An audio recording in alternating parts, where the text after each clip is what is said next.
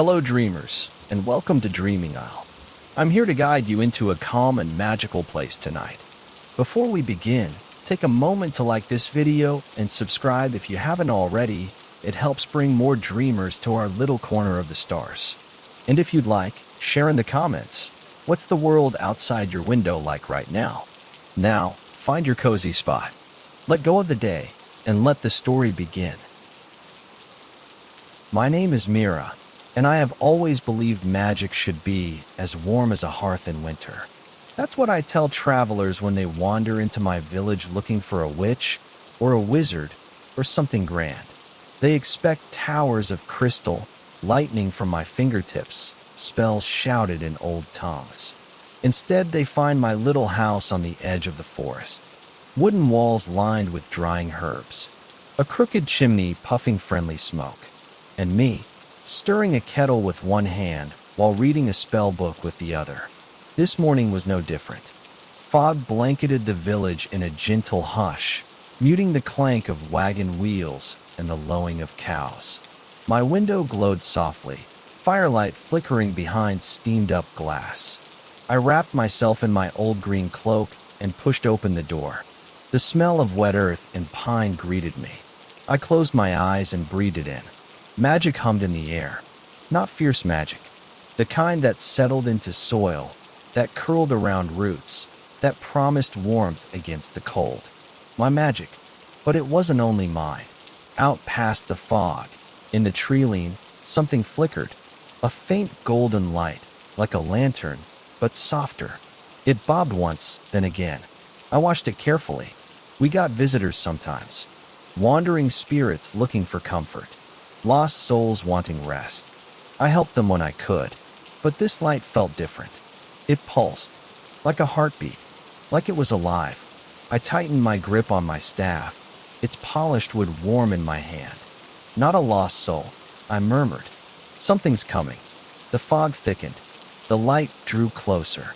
And for the first time in many years, my little hearth fire flared in warning.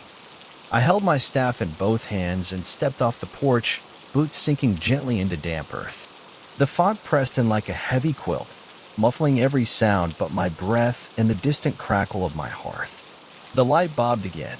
Closer now. Not a spirit's will-o'-the-wisp. Those were cooler, paler, more aimless. This light was warm, intentional. Hello, I called softly. The fog swallowed my voice. Then the light paused. It pulsed twice, slow and steady, as if answering. I hesitated. It was one thing to help a wandering ghost find its way, quite another to invite an unknown magic to my doorstep. But curiosity is its own kind of spell.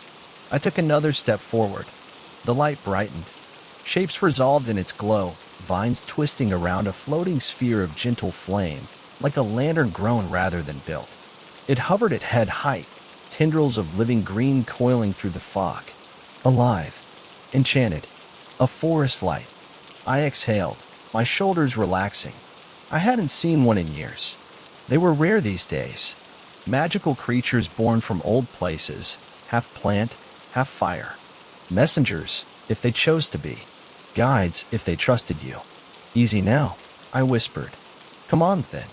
The forest light drifted closer, tendrils curling gently, warm without heat. My staff hummed faintly in answer.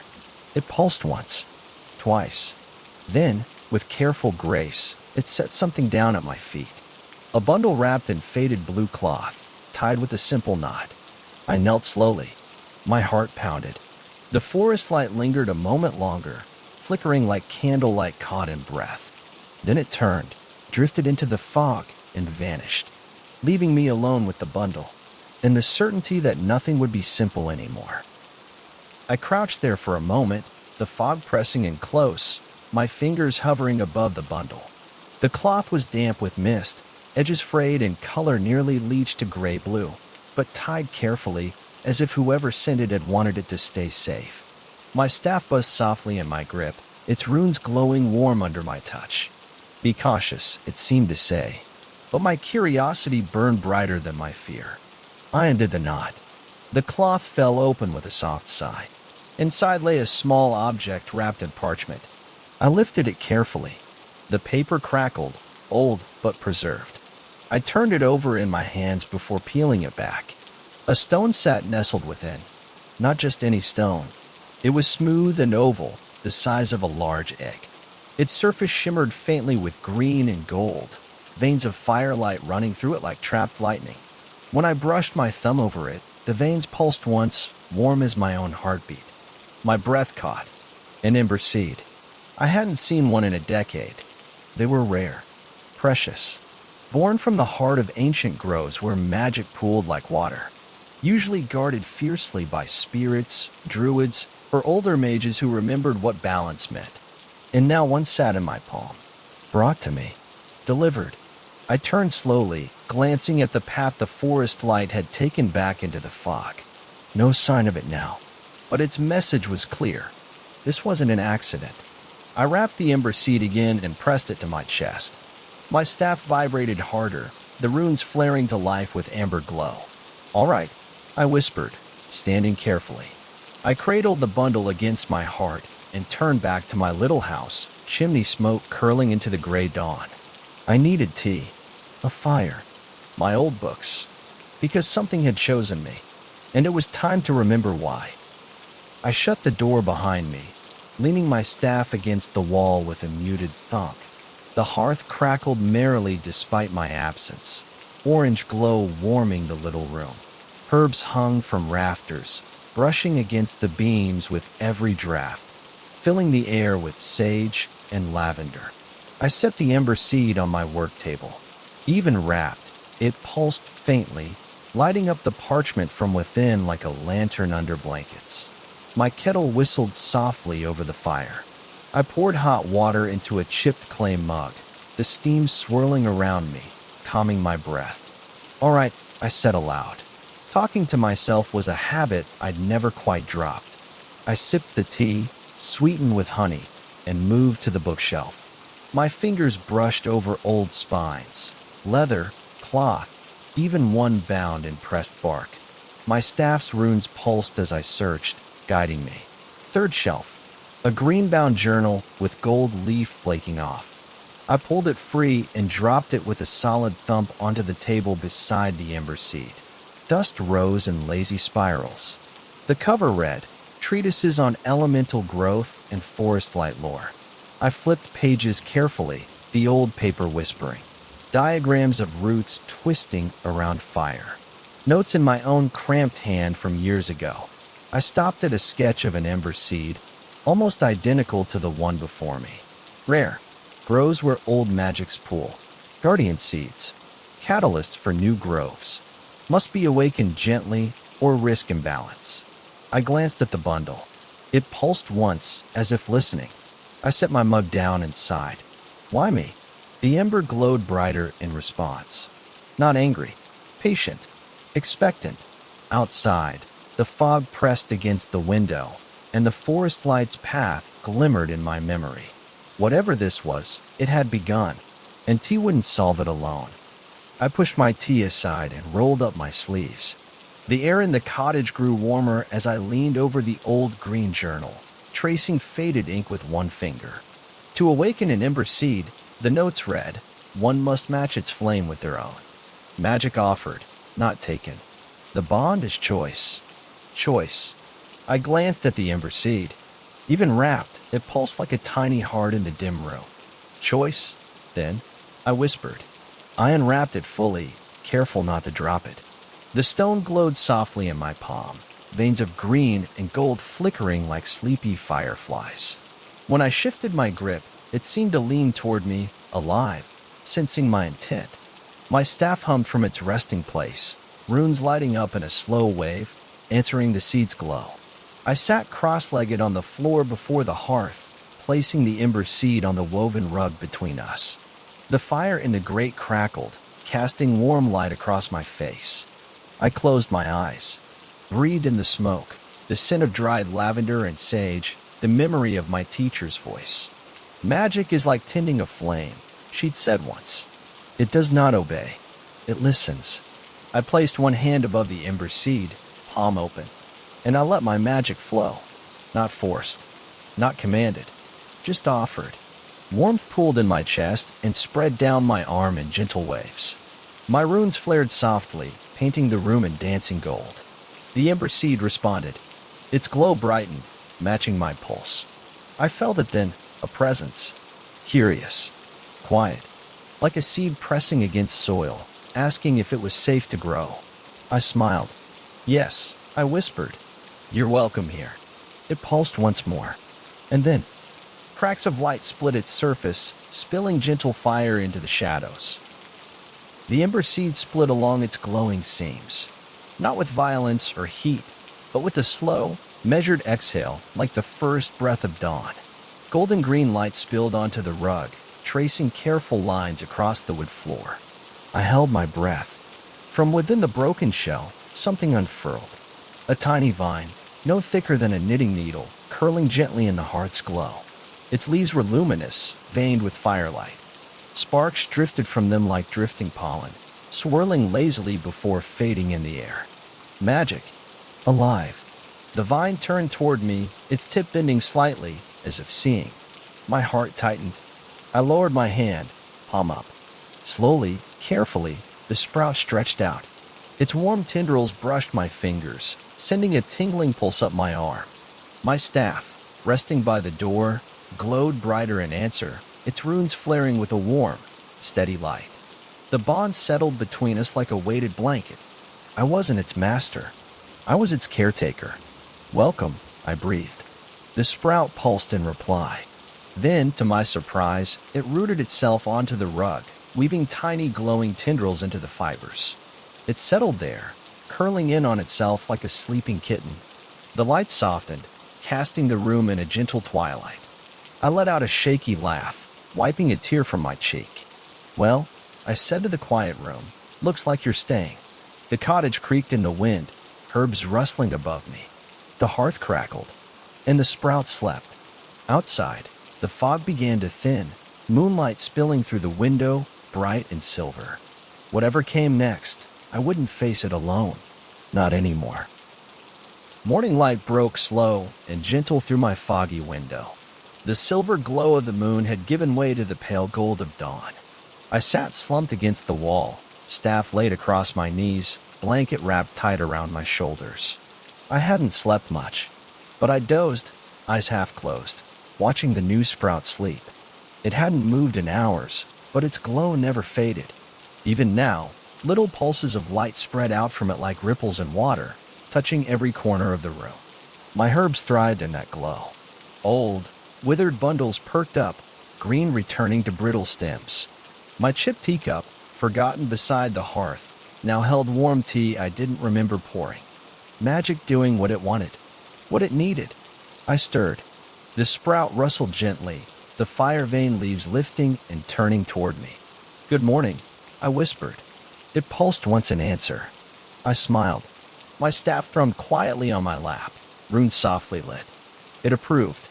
I rose slowly, stiff from the cold floor, and set water to boil for tea again. My fingers worked automatically, gathering leaves and honey, the ritual older than my training. As the kettle hissed, I felt the air shift. Not wind, not temperature, attention. I turned to the sprout. It had grown. Barely, but enough. Another leaf had unfurled in the night, shaped like a tiny flame. Sparks danced along its edges, flickering gold and green. Alive and hungry, not for food, for care, for belonging. I wrapped both hands around my cup, sipping slowly. I wasn't a hero, not a grand mage or a wandering sorceress, but I was a keeper of flame, and today, that was enough. The morning passed in quiet work. I swept the floors, dusted old shelves, checked my jars of herbs and powders. The sprout watched me all the while, its little leaves twisting to follow wherever I went. When I hummed, it pulsed gently in time. When I spoke, soft ramblings, the way I always did when alone, it rustled, listening. By midday, the fog had finally retreated, revealing my little clearing bathed in pale winter sunlight. I opened the front door to let in the crisp air, relishing the scent of pine and cold soil. The forest lights trail was gone, but its gift remained. I returned inside, laying fresh bundles of rosemary and cedar over the hearth. Sparks danced upward, filling the room with sharp, clean fragrance. My staff hummed in approval from where it leaned by the door. "Happy now?" I asked it with a wry smile. It glowed once. The Ember-sprout pulsed too, little sparks drifting lazily around it. I sat down cross-legged on the rug. "I suppose we're a family now," I said softly. "Of a sort." I reached out a careful hand. The sprout's leaf leaned to meet my fingers, resting there warm and pulsing. It was enough to make me tear up. That's when the knock came. I froze. The sprout flared, startled. My staff's runes blinked bright and sharp. No one knocked on my door. Not at this hour. Not politely. I stood slowly, gathering my staff in hand, feeling the old wood warm and ready. The knock came again. Firm. Measured. I pressed a hand to the sprout. "Shoo. It's all right." It dimmed, obedient. Heart thudding, I approached the door. Another knock. I swallowed and opened it. The door creaked wide on its old hinges. Cold air spilled in, stirring the fire behind me and rustling the herbs that hung above. On the porch stood a man wrapped in a heavy brown cloak, hood shadowing most of his face. He was tall and broad at the shoulders, but he shifted awkwardly when I met his eyes, pale green, sharp as flint but uncertain. "Mira?" he asked. I tightened my grip on my staff. "That depends who's asking." He exhaled, fogging the winter air. "My name's Callan." He glanced past me, trying to see inside. His voice dropped. "I need your help." My stomach tightened. It had been years since anyone from the village proper had come seeking magic. Most preferred to pretend I didn't exist until they got desperate. I didn't move aside. "Go on," I said quietly. He licked dry lips, shivering a little despite the thick cloak. "It's my sister," he said. "Etta. She's ill." I frowned. "There's a healer in the village." He shook his head once, sharply. "She's not sick like that. It's something else. She woke 2 nights ago talking in a voice that wasn't hers. And yesterday, she stopped talking at all." My staff hummed low in warning. Possession? Binding? Or worse, some old forest curse creeping back from the roots? Callan's gaze locked with mine. "Please," he whispered. "They want to banish her. Or worse. I don't know what to do. I heard you. You helped. Once." My mouth went dry. Memories flickered. Fires. Screams. My hands stained with light. I drew a slow breath. The Ember-sprout pulsed softly behind me, as if listening. I stepped aside. "Come in," I said. Callan hesitated only a moment before stepping inside. The door closed behind him with a dull thud, shutting out the cold and muting the sound of wind in the pines. He paused, eyes sweeping over my small cottage. The walls lined with books, jars of dried herbs, old scrolls, polished stones. The fire crackling gently in the hearth. And the Ember-sprout on the rug. He stared. "What is that?" I stepped past him, moving between him and the sprout as a precaution. "A guest," I said calmly.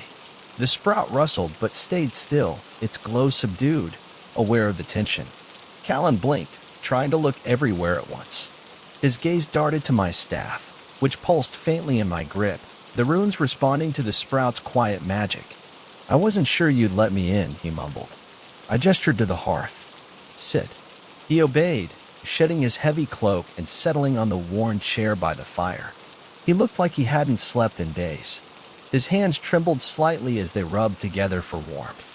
I set water to boil. Silence filled the room for a moment, broken only by the crackle of flames. "Tell me everything," I said finally. He swallowed. "It started with nightmares," he said hoarsely. "Etta's always been sensitive. She hears things no one else does. But these dreams, she woke screaming about roots. About fire in the soil." I frowned. My staff hummed warning again. Then she went quiet. Wouldn't eat. Wouldn't drink. Yesterday she tried to speak, but the words were wrong. Twisted. He buried his face in his hands. "I don't want to lose her." I watched the kettle steam. Outside, the wind howled against the walls. Inside, the Ember-sprout pulsed once. Listening. waiting. I took a deep breath. We'll need to go to her, I said quietly. Tonight. Callan lifted his head, eyes rimmed red. Hope flickered there, uncertain and fragile. Tonight? He asked. I nodded. The longer we wait, the stronger whatever's holding her will get. And night is when it's closest to the surface. Easier to see it, to speak with it. He shivered at the thought, pulling his cloak tighter around his shoulders even though the hearth blazed warm. I turned to my shelves, fingers dancing over bottles and pouches. Dried rosemary, black salt, a small vial of moon water collected last autumn. My staff buzzed gently, its runes lighting in soft patterns of approval. The Ember-sprout watched from the rug, pulsing faintly in time with my movements. When I glanced at it, it rustled once and released a tiny swirl of glowing spores that drifted through the air like golden dust motes. Good, I murmured. I'll need your help too. Callan blinked. You're talking to a plant. I didn't bother to hide my smile. It's not just a plant. It's magic that chose to grow here. He swallowed. And it'll help save Etta? I met his eyes. It'll try. We'll try. That's all anyone can promise. He nodded once, jaw tight. I turned back to my work, grinding herbs in a small mortar, mixing them with melted wax in an old tin. A protective candle. I packed a leather pouch with salt and runes. Folded the moon water into my satchel. As I worked, the Ember-sprout's light brightened a little, its leaves unfurling wider. I felt its warmth on my back. It was ready. I glanced out the window. The fog was gone, but dusk was already gathering in the trees, shadows growing long and blue. We leave at twilight, I said. Callan shivered again, but nodded. Thank you, Mira. I set my staff against the door and exhaled. Quiet. Certain. Don't thank me yet, I whispered. By the time we were ready to leave, the sun had sunk below the hills, leaving only a smear of gold and violet in the west. The pines whispered in the rising wind. I fastened my old green cloak tight at the throat. My staff hummed at my side, runes glowing steady and warm. The Ember-sprout, settled in its pot on the work table, pulsed softly as I passed. I laid a hand on its leaf. Watch the house, I whispered. It rustled once, settling. Callan waited on the porch, eyes on the fading light. He looked exhausted, his shoulders stooped, hands fidgeting with the hem of his sleeve.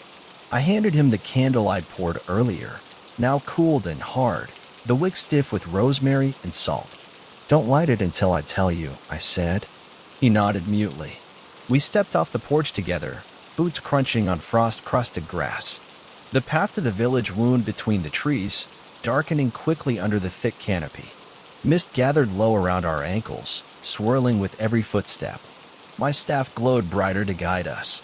The air smelled of cold earth and pine resin, sharp and wet. Callan walked close, glancing nervously at the shadows. Do you really think it's a spirit? He asked quietly. Could be, I admitted. Could also be old magic. A curse. Or just grief so heavy it grew teeth. He flinched. I softened my voice. But I'll see her. I'll know. He swallowed hard and kept walking. We cleared the tree lane and saw the village ahead, tiny lights glowing in shuttered windows, smoke rising from chimneys and twisting gray ribbons. The sky above was dark now, a deep blue ink spattered with cold stars. I let out a slow breath, watching it cloud in the cold. Ready? I asked. Callan didn't look ready, but he nodded. Good, I said, and together we walked toward the waiting dark. The village was hushed when we entered. Doors shut tight, curtains drawn. Even the dogs that usually barked at strangers stayed silent, ears flat, eyes following us as we passed. Callan's boots crunched on the frozen path. My staff tapped quietly at my side, the runes dimmed to a dull glow so as not to announce us too loudly. No one greeted us, but a few watched through slitted shutters. They knew where we were going. Callan's house stood near the edge of the village, set a little apart. Whitewashed walls, thatched roof in need of repair. Light burned within, flickering and uncertain. He stopped at the gate. I told them not to do anything, he said, voice rough. They wanted to tie her up, to call the priest. My fingers tightened on the staff. Could you stop them? I murmured. He nodded, exhaling hard. I pushed the gate open. It creaked loudly in the quiet night. We walked the short path to the door. He raised a hand to knock, then lowered it. He didn't seem to trust himself not to shake. So I knocked. The door opened almost immediately. An older woman stood there, gray hair pulled tight, mouth a grim line. Her eyes flicked from me to Callan. "Mira," she said flatly. I inclined my head. "Magda," she sniffed. "You're late." I came as fast as I could. Her gaze swept to my staff. She made a quick warding gesture with 2 fingers before stepping aside. Inside, the air was thick and hot from the fireplace. Shadows clung to corners. The scent of old soup, herbs left too long in the pot. And beneath it all, something else. A sour, twisting wrongness that made my flame flicker uneasily. Callan's face was gray. He pointed to the back room. "She's in there." I lifted my staff, its runes flaring softly, and I went to meet Etta. The door to the back room was half shut. Light from the hearth in the main room barely reached it, casting long, dark stripes across the floor. My staff buzzed gently in my hand, runes pulsing with wary light. The wrongness in the air pressed closer here, like thick, sour breath. I knocked once softly. No answer. I pushed the door open.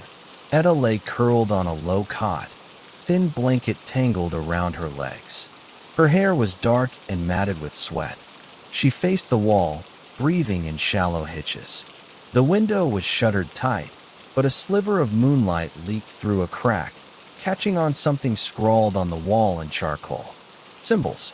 Twisting, looping runes I didn't recognize. I frowned. The air was cold in here despite the fire outside. My breath misted as I exhaled. "Etta," I said quietly. She flinched. Her body tensed but didn't turn. I stepped closer, staff angled protectively. The symbols on the wall pulsed faintly as I approached, as if breathing. My staff's runes flared in warning. "Etta," I tried again. "My name is Mira. I'm here to help." Her shoulders jerked once. Then a voice spoke. Not hers. Low, wet, like water gurgling through old pipes. No help. No light. No flame. I felt my heart tighten. Possession, but not by a spirit. Something older. A root-bound curse. I took a deep breath, grounding myself in the warmth of my staff. The Ember-sprout's distant glow flickered in my memory, steady and sure. I spoke calmly, firmly. "Etta, listen to me. You're not alone. I won't leave you here." The voice laughed, a choking, rasping sound. "Leave, or be buried." My grip tightened. I knelt beside the cot, staff laid across my lap. "I'm not going anywhere," I whispered. The room shuddered. The symbols flared, and the fight began. The temperature in the room dropped sharply. Frost crackled across the floorboards, spreading from under Etta's cot like black veins. My breath billowed in front of me, slow and measured. My staff's runes glowed bright gold, pushing back the cold in thin rippling waves. Etta twitched violently. Her face turned toward me, eyes wide open but all wrong, pupils blown black. No whites left at all. Her mouth twisted in a sneer that wasn't hers. "Little witch," the voice rasped from deep in her chest. "Little hearth keeper, you can't warm these roots." I forced myself to stay calm, though bile rose in my throat. "It doesn't have to be this way," I said softly. "It already is." The symbols on the wall pulsed like a heartbeat. I studied them quickly, matching them to half-remembered diagrams from old tomes. Not runes of summoning, not spirit binding. These were wards, but inverted, keeping something in. We're keeping help out. Clever, but not clever enough. I set my staff across my knees and laid one palm on the cold floor. The runes on my staff flared in response, shedding warm light that filled the room in a golden wash. The symbols on the walls hissed, curling like dying embers. Etta screamed, voice fractured and wrong, like many people shouting at once. I pressed harder, magic flowing down my arm in a steady stream. "Etta," I called over the roar of wind that seemed to gather from nowhere. "Come back to me. Listen to my voice." "She's gone," the thing inside her snarled. "Roots took her. Roots feed. My fingers dug into the floor. "I've fed enough roots in my life," I whispered. "Not today." I clenched my fist. Magic pulsed out like a bell struck in silence.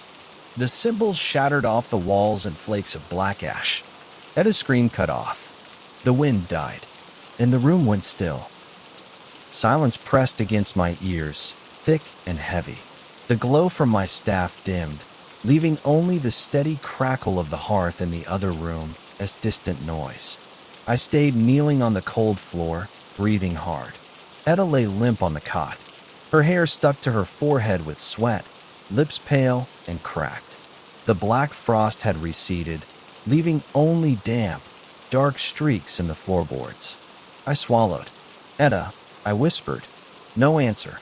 I shifted closer, careful not to touch her too quickly. Her chest rose and fell in shallow, ragged breaths. That was something. Alive. My staff rested beside me, its runes flickering like dying embers. The fight had drained it, and me. I pressed my palm to the floor again, sending one last wave of warmth through the boards. The damp evaporated with a hiss. Edda stirred. Her fingers twitched. I watched as her eyelids fluttered. Then slowly, so slowly, her eyes opened. Not black, not possessed. Brown, wide, scared. She focused on me, blinking as though seeing the world for the first time in days. "Mira," she croaked. Relief hit me like a punch to the gut. I let out a shaky laugh that turned into a half sob. "Yeah," I breathed. "It's me." She tried to sit up, but winced, curling in on herself. "Easy," I said, laying a gentle hand on her arm. My magic rippled out, warm and soft now, soothing rather than fighting. Her eyes filled with tears. "I couldn't stop it," she whispered. My throat tightened. "You don't have to now," I said firmly. "You're home." Outside the room, I heard Callan's choked cry of relief. The Ember-sprout back at my cottage pulsed once, even from this distance, and the last of the wrongness faded into nothing. The quiet in the room felt different now. Not heavy, not menacing, just quiet. I sat back on my heels, staff resting across my knees, watching Edda take slow, ragged breaths. Her eyes darted around the room, lingering on the scorched marks where the black frost had been. Her lip trembled. "It hurt," she whispered. I swallowed the knot in my throat. "I know." Tears spilled over. She reached for me with shaking fingers. I caught her hand gently, holding it between both of mine. My magic pulsed, low, steady, like a lullaby in the worst of the trembling east. "You're safe now," I said softly. She nodded, a jerky movement that made more tears fall. Callan burst in then, breathless. He froze in the doorway, eyes going wide as he saw his sister awake, holding my hands. "Edda." She turned to him, and for a moment neither spoke. Then she choked out Callan. He let out a sound I can only describe as a sob and laugh tangled together, rushing to her side and nearly knocking me over in his haste. He wrapped her up carefully, arms trembling. She buried her face in his shoulder, clutching him like a lifeline. I stood slowly, giving them space. My staff buzzed in my hand, its runes fading to a gentle glow. The symbols on the walls were ash now, crumbling as I brushed them with my fingers. Whatever had bound her was gone, burned out by the flame I carried. I sighed. Exhaustion hit me hard, settling into my bones. Callan finally looked at me, tears shining on his cheeks. "Thank you," he said, voice cracking. I shook my head. "Rest," I said quietly. "She'll need warmth. Food. Clean blankets." He nodded furiously, not letting go of her for a second. I turned toward the door, leaning heavily on my staff. Outside, the wind had gentled. The stars were sharp and clear, and for the first time in days, the village felt like it could sleep. I stepped out into the cold night air and drew my cloak tighter. The door closed behind me with a soft click, muting the sounds of Edda's quiet crying and Callan's murmured reassurances. The village was silent. Lanterns burned low in their windows, casting warm pools of light on frost-slicked dirt.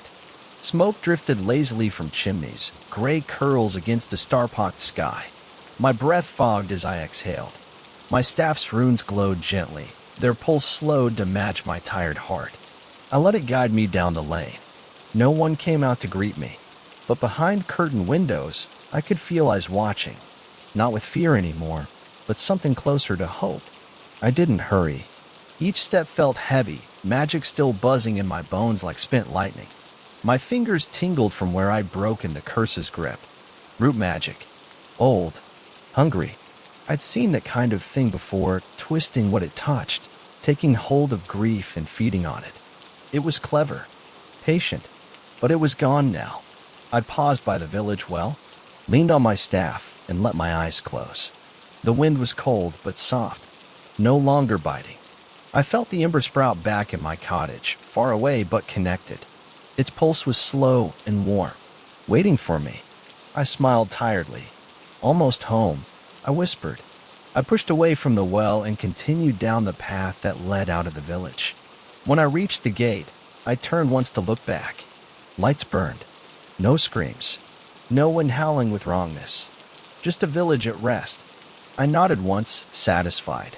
Then I turned and walked into the waiting forest, staff lighting the path ahead. Toward home.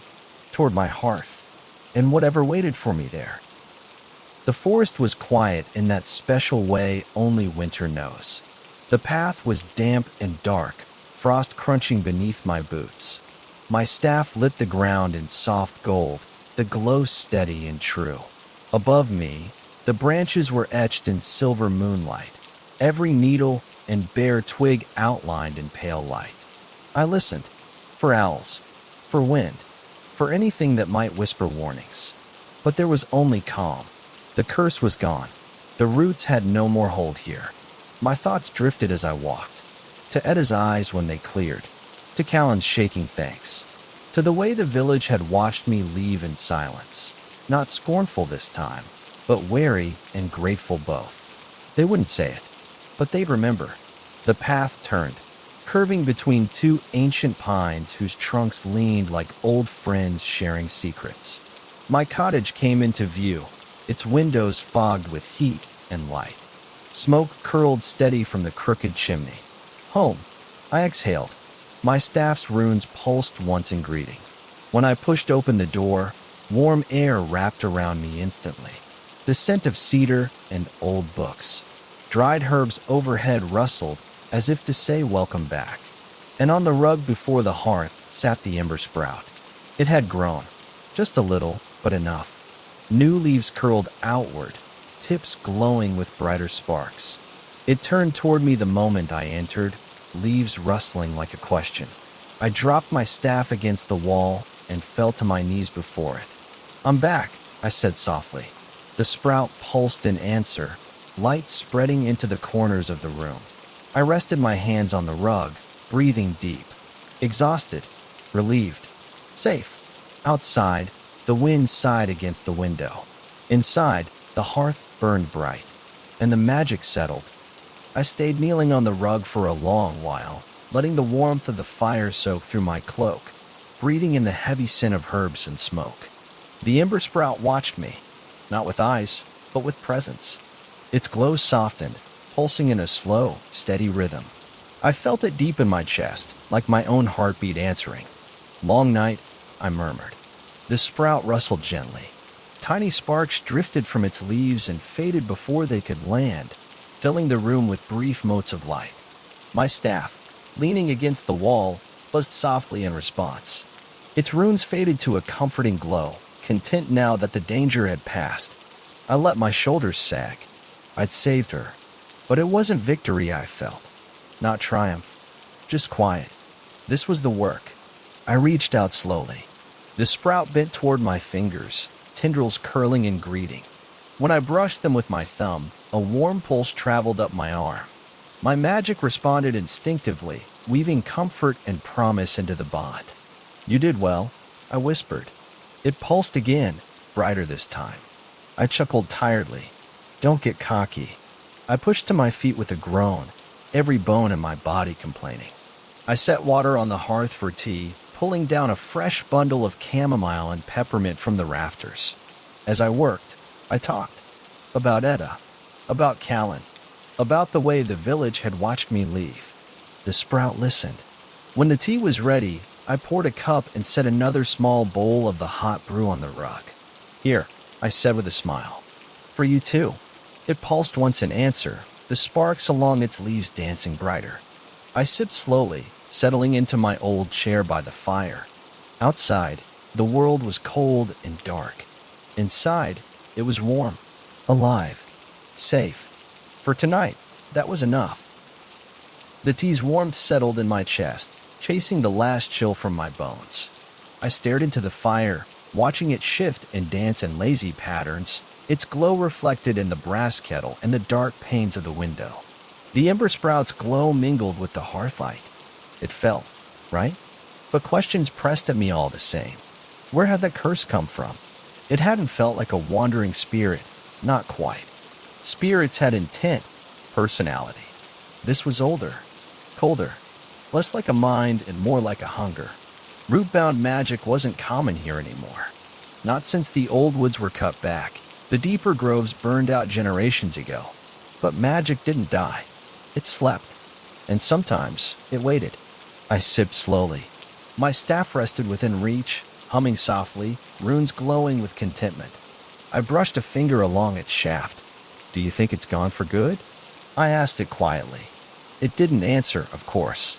But the runes dimmed a little, like embers settling after a long burn. Not gone, but sleeping, waiting to wake somewhere else. I sighed. Across from me, the ember-sprout tilted slightly, as if listening. "I don't want to fight every night," I told it. "I just want peace, warmth, a safe place." It pulsed once, soft, agreeing, but sparks curled from its leaves anyway, tiny reminders of what it was, what it could become, a seed of flame, a promise of growth, or destruction. I watched it for a long time, tea cooling in my hands. Outside, wind scraped across the walls.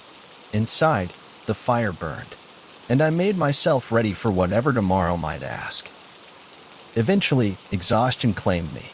I left the empty teacup on the table and stirred the hearth one last time, watching the flames settle into a bed of glowing coals. They pulsed like a second heart in the dim cottage, sending soft shadows across the walls lined with jars, books, and hanging herbs. The ember-sprout had curled in on itself for the night. Its leaves folded gently, glow softened to a pale, steady shimmer that spread across the rug like moonlight. I smiled tiredly. "Good night," I whispered. It rustled once in answer. I shuffled to my cot in the corner and sat heavily on its creaking frame. My staff I laid beside me within easy reach, the runes fading to barely their sparks. I didn't undress much. Just loosened my cloak and boots, tugged the old quilt over me, breathing in the scent of dried lavender sewn into its seams. Sleep took its time. My mind refused to settle at first. Images of Edda's eyes, black as river mud, flickered behind my lids. The memory of that wrong voice growling from her throat. Roots feed. My fingers tightened around the edge of the quilt, but I forced myself to let go. Breathe deep. Listen to the wind outside, to the slow crackle of coals, to the even, gentle pulses from the ember-sprout. Magic settling, claiming this space is safe. Eventually, my breathing matched it. Long, slow. I dreamed of warm summers and fireflies, of the old grove where I trained, my teacher's hand on my shoulder, her voice patient and kind. "Magic doesn't conquer," she whispered in memory. "It comforts. It listens." I exhaled in sleep.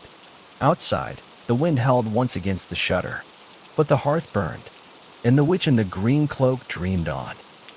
When I woke, the room was gray with dawn.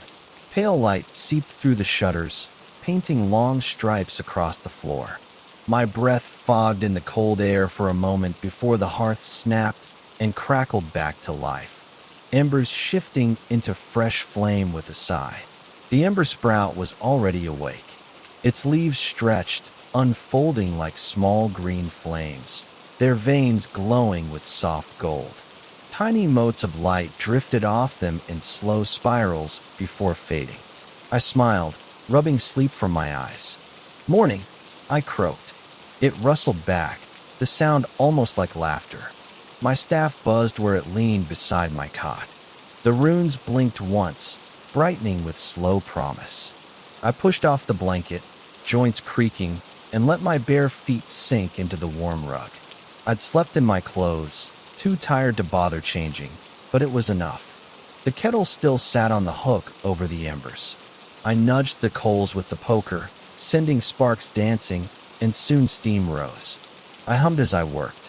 Not a spell, just a tune my teacher used to sing while tending herbs. Outside the window, the forest lay silent but calm. Frost glittered on pine needles and the thatched edge of my roof. Smoke curled steady from the crooked chimney, a signal to anyone who looked that the witch's hearth was burning. I poured tea, set one cup on the rug for the Ember-sprout, which pulsed brightly in thanks. Sipped mine slowly. For the first time in what felt like years, I let my shoulders fully relax. Etta was safe. The village would rest.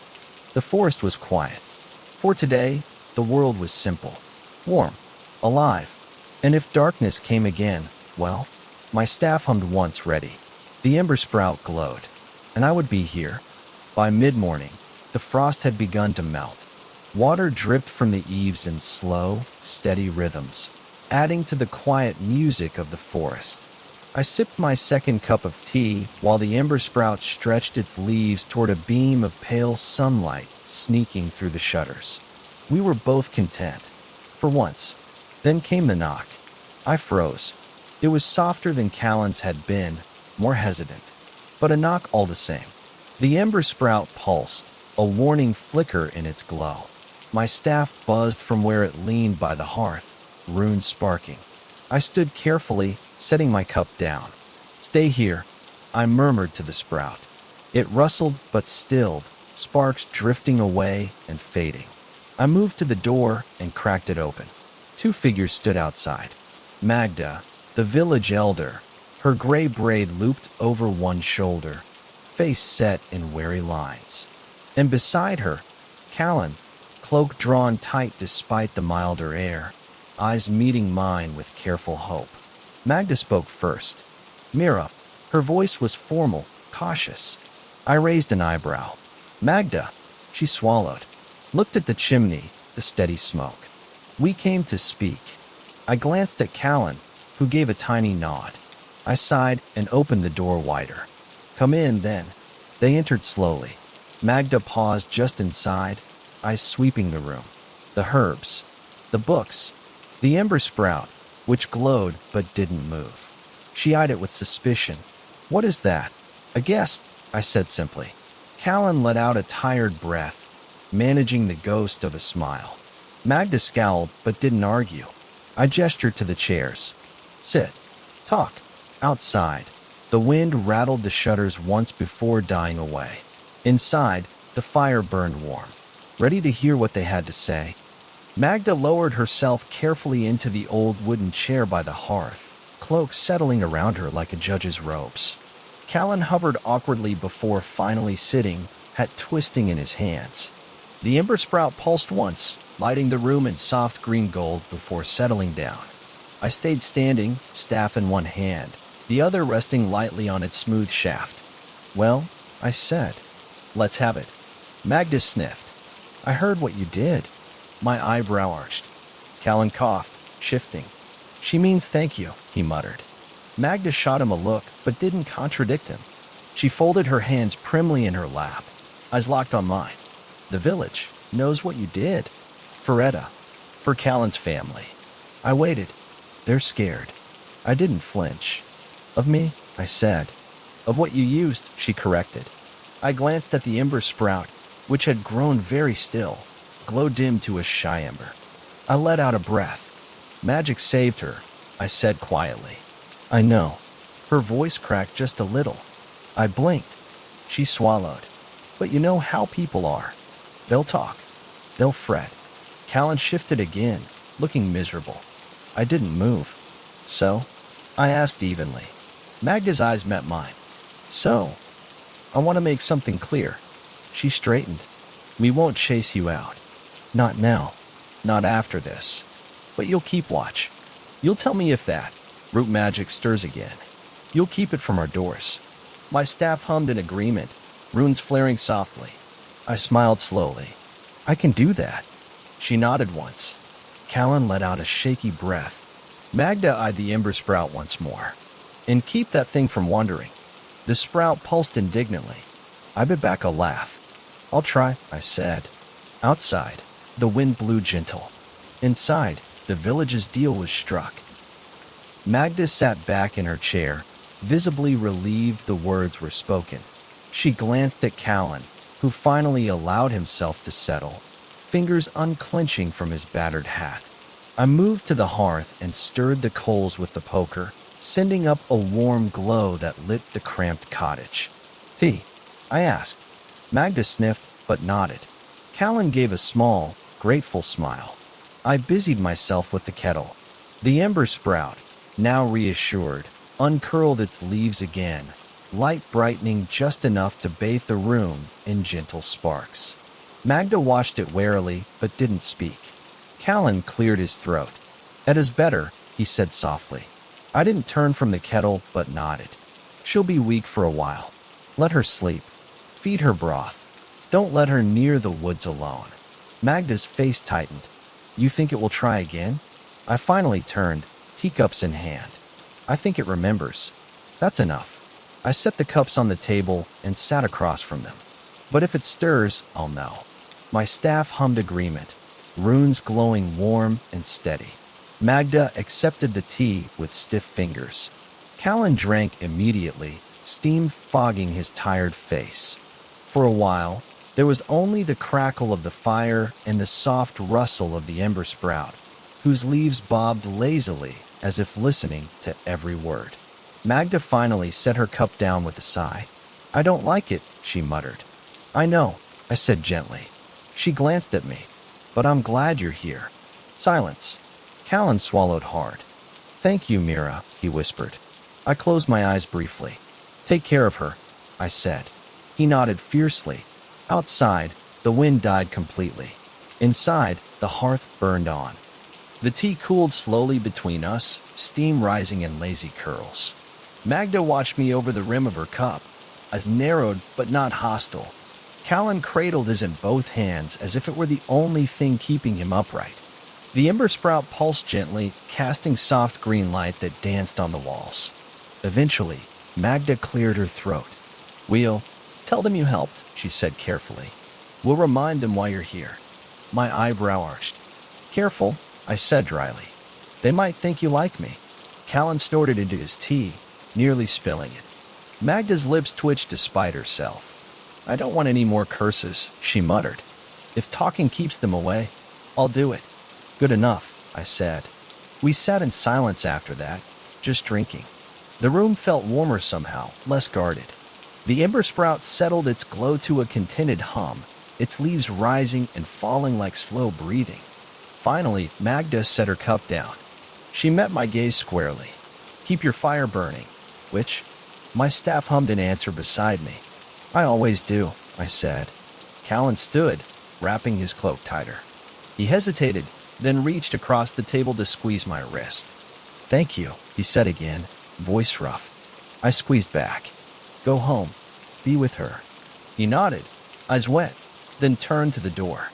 Magda followed, pausing only once to glance back at the Ember-sprout. "It's odd," she muttered. "It's family," I corrected softly. She grunted but didn't argue. They stepped out into the pale morning light. I closed the door behind them, leaning against it with a long exhale. The cottage felt quiet, warm, safe, mine. I stayed leaning against the door for a long moment after they left. My fingers tapped against the wood, my staff resting at my side like an old friend. Outside, the village slowly returned to life. I could hear distant voices, a dog barking once, the creak of wagon wheels on thawing ground. But no screaming, no one howling with wrongness. I let out a breath I didn't know I'd been holding. My eyes drifted to the Ember-sprout. It sat primly on the rug, leaves spread wide to catch the pale shafts of sun filtering through the shutters.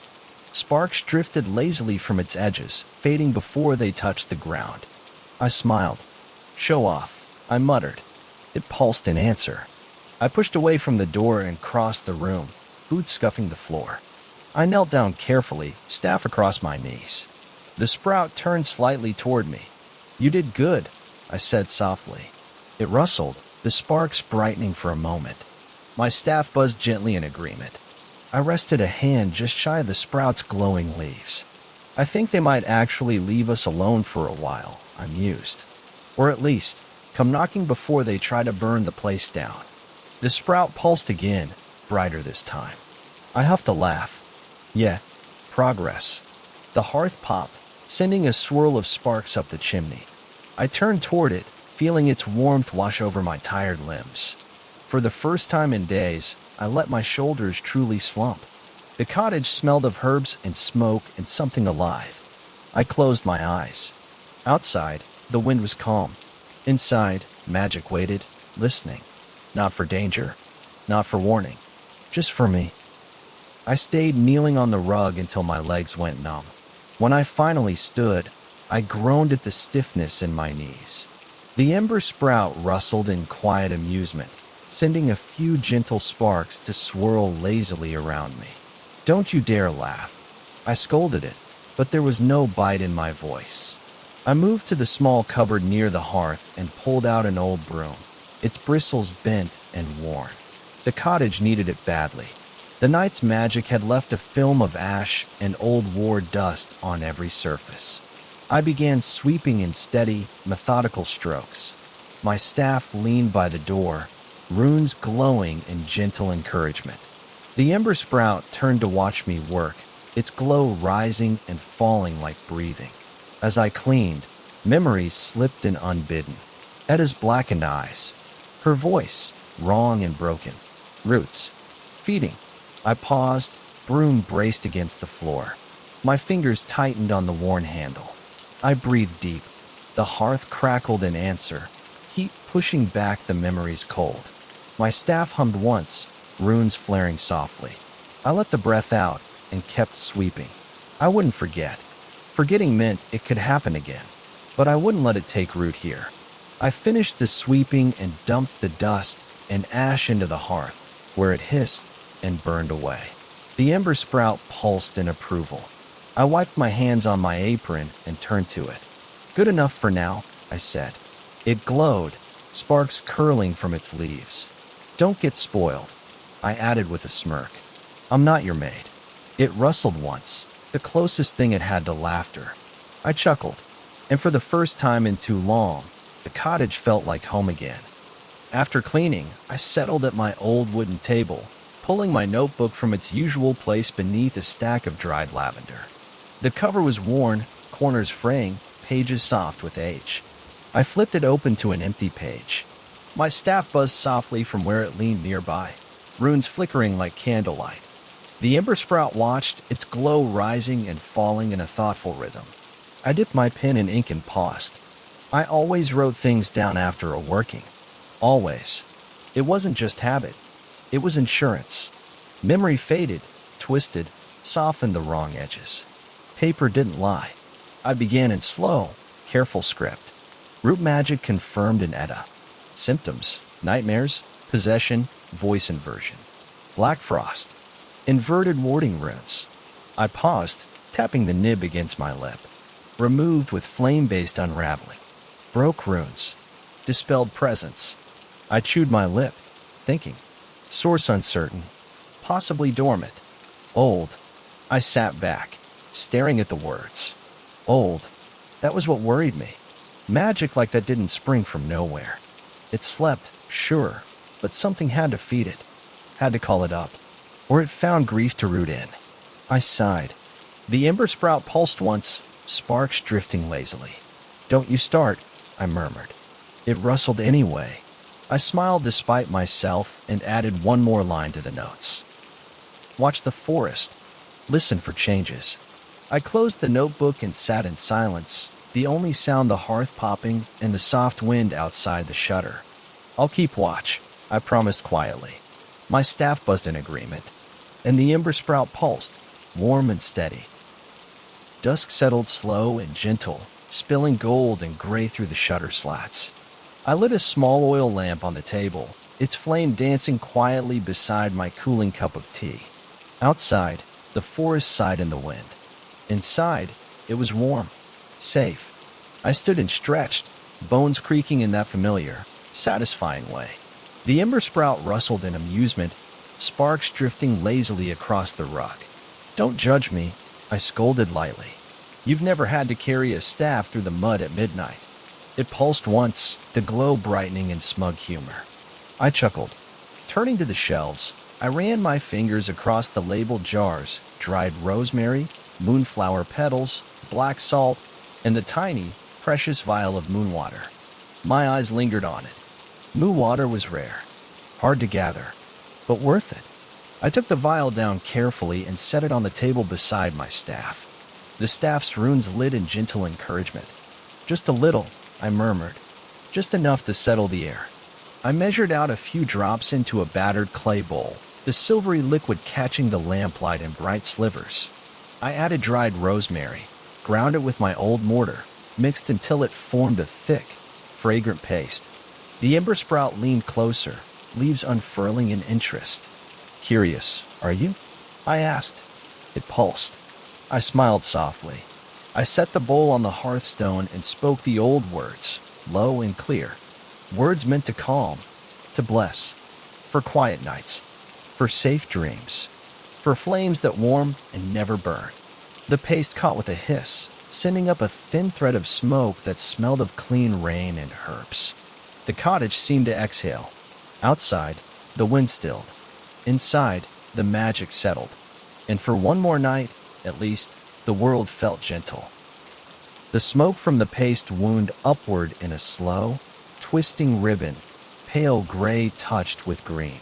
It spread through the cottage in quiet curls, clinging to rafters, seeping into old beams, filling the corners that had long been dark. The scent was sharp at first, rosemary and damp earth, but it faded into something softer, cleaner, like rain against warm soil. I sat back on my heels, staff resting beside me, its runes glowing in slow pulses. The ember-sprout rustled in satisfaction. Sparks drifted from its leaves, but fell more slowly now, the light softer. "Feel better?" I asked it. It pulsed once, bright, then dimmed again. I smiled. "Me too." I leaned back against the hearth, the stones warm against my spine.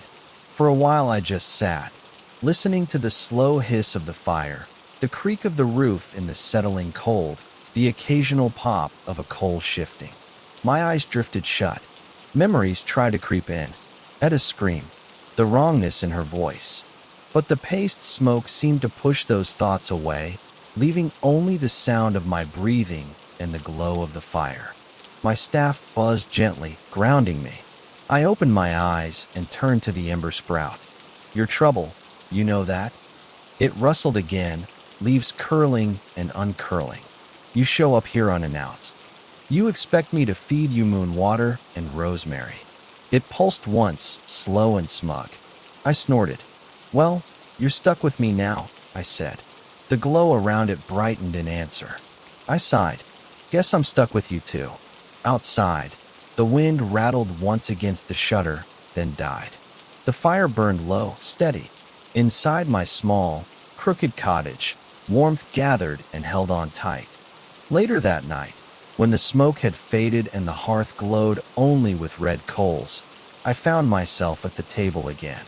My old notebook lay open beside me, the ink still drying on my last notes about Edda. But I didn't want to write about curses anymore. Not tonight. I flipped to the very back of the book where the pages were mostly blank, save for a few old smudges and the faded impression of words that had been pressed too hard. I dipped my pen in ink, and I started writing. "Dear Elena," I paused. My teacher's name looked so strange on the page. Dead so many years, yet here she was. I swallowed and kept writing. "It's quiet tonight. The fire is low. There's an ember-sprout on my rug. It came to me on purpose, I think. I'm not sure why yet." The words spilled slowly, scratching softly in the hush of the room. "I helped a girl today. Root magic had her. Old, hungry stuff. It didn't want to let go, but we made it leave. I wiped at my eye with the back of my wrist. They thanked me. Even Magda. Can you believe that? I let the pen hover. The Ember-sprout rustled once, as if listening. I still don't know if I'm doing this right. I don't think I'll ever know. But I try. That's all you ever asked of me. I exhaled. I hope you'd be proud. I let the ink dry. Didn't tear the page out. Didn't burn it. Just closed the book and laid my hand over the cover. Outside, the wind shifted, whistling once through the trees. Inside, the hearth breathed out a last wave of warmth, and the Ember-sprout pulsed gently, keeping watch. I left the notebook closed on the table, the ink inside barely dry, my fingers still resting on the worn cover. The fire had burned down to coals. Shadows filled the corners of the room, soft and deep, made gentle by the glow of the Ember-sprout. It hadn't gone to sleep yet. Its leaves were open wide, casting slow-moving patterns of green and gold on the walls and floor. Sparks drifted off like fireflies, vanishing before they touched anything. I watched it for a while in silence. "Don't know what you want from me," I said softly. It rustled once. "I'm not special," I continued. "Not chosen. Just stubborn. Just here." The sprout pulsed again. Not arguing. Not agreeing. Just listening. I sighed and pushed my chair back with a creak, standing slowly. My staff rested against the wall, runes low and steady. When I brushed it with my fingers, it hummed in that gentle, reassuring way it always did. "I suppose you think I'm going to keep you," I said to the Ember-sprout. It pulsed, brighter this time, as if to say of course. I snorted. "Well, you're not wrong." I bent down, pressing my palm gently against the rug beside it. Its leaves curled slightly around my wrist, warm and pulsing in rhythm with my own heart. "I won't make you any grand promises," I whispered, "but I'll keep the fire burning. I'll keep the hearth warm. For you. For them. For whoever wanders in." It pulsed again, slow and deep. A promise accepted. Outside, the wind picked up for a moment, rattling the shutters in warning. I didn't flinch. I just pressed my palm closer, and the glow spread through the room, holding back the dark. The wind didn't stop. It rattled the shutters again, this time harder. A groaning whine snaked through the eaves, making old beams creak and the herbs hanging from the rafters sway and rustle like nervous whispers. I stayed crouched beside the Ember-sprout, my palm resting against the rug. Its glow flared, then dimmed, sparks drifting faster now. My staff buzzed once against the wall. A warning. The wind outside rose to a howl. The Ember-sprout rustled urgently. "All right," I said quietly, pushing to my feet. My knees complained, but I ignored them. I crossed the small room to the door and set the heavy iron latch firmly in place. The wind rattled it immediately, but it held fast. I turned to the window. Outside was nothing but black. The forest swallowed the moonlight in its twisting, ancient arms. The pines bent and groaned under the force of the gale. It wasn't a normal wind. I felt it in my chest, cold, hungry, too aware. My staff's runes lit in a bright, sharp glow, flooding the room in gold. The Ember-sprout flared in response, sending sparks in every direction. I moved to the hearth, stirring the coals with the poker. Flames rose reluctantly, crackling and spitting as they found breath. I added cedar and pine until the fire blazed hot. The wind held again, but this time it sounded less sure of itself. I pressed my free hand to the mantle. "Not tonight," I whispered. Magic surged from my palm into the old stones. The warmth spread, filling every crack and corner. The glow from my staff pulsed in rhythm, steadying the room. The Ember-sprout's sparks slowed, calming. Outside, the wind screamed once more, high, furious. Then it fell silent. I exhaled. Inside, the hearth roared, and the witch in the green cloak stood watch. I stayed by the hearth for a while, breathing hard, palm pressed to the warm stones. The fire had accepted my magic. It blazed bright and steady now, flames curling like living things, throwing bold shadows against the walls. My staff's runes pulsed slowly, a heartbeat of gold in the dim room. I felt the ward settle. Not a barrier to keep everything out, just enough to say this place is claimed. This place is watched. The ember-sprout slowly calmed, its sparks softening, glow dimming to a warm, constant light. Its leaves folded slightly, like it was resting. I dropped into my chair with a grunt, staff resting across my knees. My fingers ran over the carved runes along its length, feeling each groove and notch. They were old. Some of them I'd cut myself. Some I'd just found there. I closed my eyes and let my breathing match the pulsing of the staff. Outside, the wind moaned one last time, but it didn't shake the shutters. Didn't test the door. It gave up. For now. I exhaled through my nose, slow and measured. I opened my eyes and turned to the ember-sprout. "Good job," I said softly. It pulsed once, sleepy and satisfied. I huffed a tired laugh. "Don't get too smug. I'm the one who taught you that." It rustled in quiet agreement. I leaned back, letting the warmth soak into my bones. My eyelids fluttered, heavy. The fire crackled. The herbs overhead swayed gently in the heated drafts. My staff dimmed its runes to match the quiet. Outside, the wind soaked in the pines. Inside, we held. We always would. The fire settled into a gentle crackle, flames low but strong. I watched the coals pulse red and gold, the old iron kettle gently hissing with leftover heat. The ember-sprout had quieted completely, its leaves curled in a way that made it look almost shy. A faint glow lined each leaf, like the embers of the hearth had nested there too. I traced my thumb along my staff's runes. Tired, but not done. I let my head tip back against the chair. The rafters above creaked as the house settled. Dried bundles of sage and lavender swung in tiny arcs, brushing beams that had seen decades of weather and worry. I thought of Etta, sleeping in her own bed now. Callan, pacing no doubt, listening for nightmares that wouldn't come tonight. I wondered if Magda slept at all or if she sat by her own fire, eyes sharp and old, refusing to let anyone see she'd been scared too. I closed my eyes. The wind outside had gone quiet, but I didn't trust it. Magic didn't vanish. It changed shape. It moved on. I knew the root curse was broken here, for now. But where did it come from?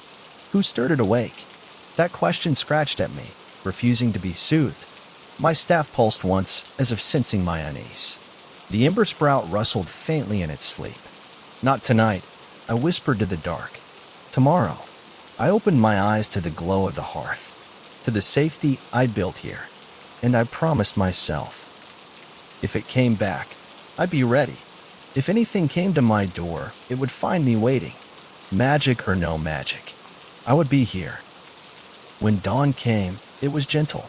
No storm, no shrieking wind, just pale light seeping through the shutters and thin, glowing lines. I blinked awake in my chair, my neck stiff and protesting. The coals in the hearth were mostly gray, but a few shy flames still danced among them. The ember-sprout had grown a little in the night. I noticed it immediately. A new leaf, small and folded, tipped with green-gold light, emerged at its center. Sparks drifted slowly around it like sleepy fireflies. I watched it for a moment, heart aching in a strange, warm way. Growth. Proof of survival. Proof of trust. I leaned forward, rubbing my eyes. My staff buzzed faintly where it rested against my shoulder. "Good morning," I rasped. The ember-sprout rustled and pulsed once, the sparks brightening in greeting. I smiled tiredly. "You know, most plants don't greet people." It pulsed again. "Show off," I muttered fondly.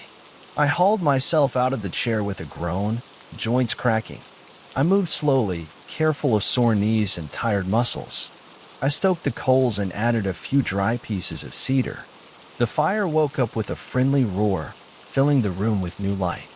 The herbs above me swayed gently, releasing their scent into the warm air. I reached for the kettle, filled it with water from the barrel, and set it over the flame. "Tea," I announced grandly to the empty room.